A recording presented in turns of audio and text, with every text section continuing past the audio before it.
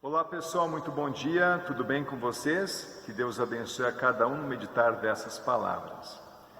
Nessa semana, o mundo inteiro acompanhou a eleição do novo presidente dos Estados Unidos, Joe Biden. O presidente dos Estados Unidos é considerado o cargo mais importante ou mais poderoso do mundo, devido à sua grande envergadura política, militar, econômica, o grande poder de influência que ele tem. Bom, no mundo é assim mesmo que funcionam as coisas.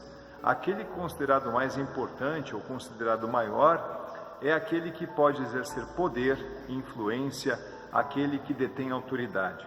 Não que isso seja ruim necessariamente, porque a autoridade foi instituída assim por Deus para o bem, para o benefício das pessoas. Então, quem tem um cargo de autoridade, ele deve trabalhar, cooperar, concorrer para que a paz e a ordem social seja estabelecida, para que haja segurança e para que possa contribuir sempre para uma vida melhor para as pessoas que dele dependem.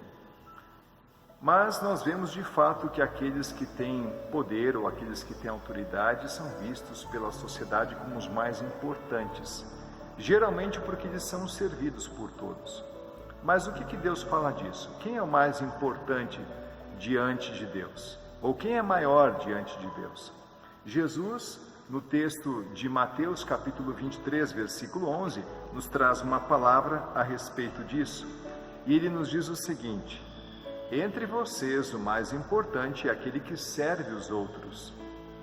Jesus usa essas palavras aqui num contexto em que ele está reprimindo, de certa maneira, a autoridade dos fariseus e dos mestres da lei, que usavam o seu poder, a sua influência, os seus cargos de autoridade para benefício próprio, para proveito pessoal.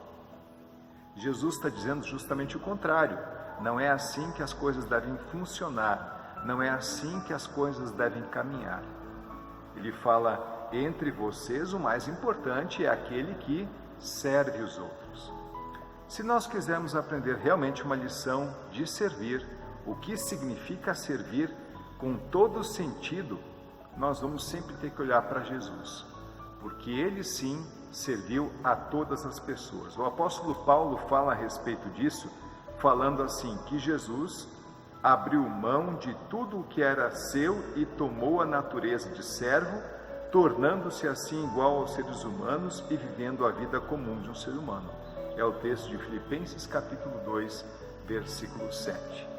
Jesus sim tem todo o poder, ele sim tem toda a autoridade, Jesus sim realmente é o mais importante, ele é o maior, mas ele abriu mão do que era seu para tomar a natureza de servo.